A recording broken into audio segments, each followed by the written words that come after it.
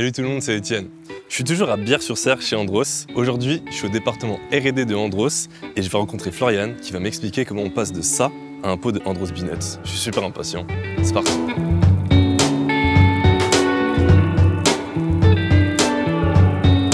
Salut Florian, ça va? Enchanté. Bah, ça fait plaisir d'être ici. Mais on est où exactement du coup?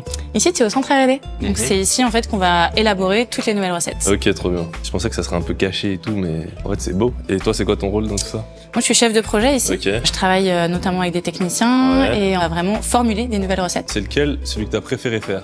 Sans hésiter, la pâte à tartiner cacahuètes. En fait, on a vraiment joué sur deux axes, le goût et la texture. Dans un premier temps, sur le goût, on a vraiment travaillé sur la cacahuète. On vient faire des étapes de torréfaction, de cuisson. C'est un peu comme pour le café. On vient cuire la cacahuète. Attends, j'ai une question qui me vient. Ouais, vas-y. C'est possible de faire du café à la cacahuète? On pourrait mettre du café dans Vous avez jamais essayé une pâte à ici? tartiner. On a essayé plein de choses. Je vais pas te dire qu'on n'a pas essayé parce que.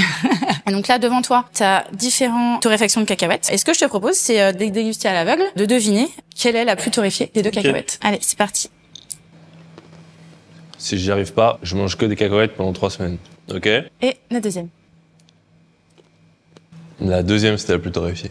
Et non, Non! c'était la première.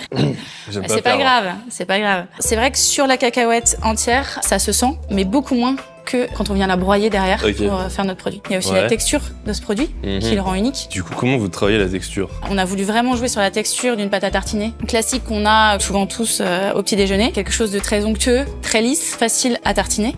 On a vraiment travaillé sur cet axe-là pour avoir un produit à la fois gourmand en goût mais aussi en texture. Il y a une différence entre ça et une pâte à tartiner à la noisette, par exemple? Un produit qui est beaucoup plus sain puisque Ok. en fait on a plus de protéines et moins de sucre que dans une pâte à tartiner choco-noisette. Donc maintenant que tu sais Étienne comment on fait cette super À peu près. pâte à tartiner Andros Peanuts, je te propose de goûter la version croquante. Let's go, je suis trop chaud. C'est très bon. D'ailleurs, c'est beau par ici, non? Ouais, on est plutôt bien. C'est beau ici, hein? Ouais. Tu sais que dans le prochain épisode, je vais rencontrer une nutritionniste qui va me donner des petites recettes à faire avec le Andros Peanuts. Ah, sympa. Ouais, ça va être cool. Étienne, Hmm je t'ai vu voler le pot. Bref. Communique.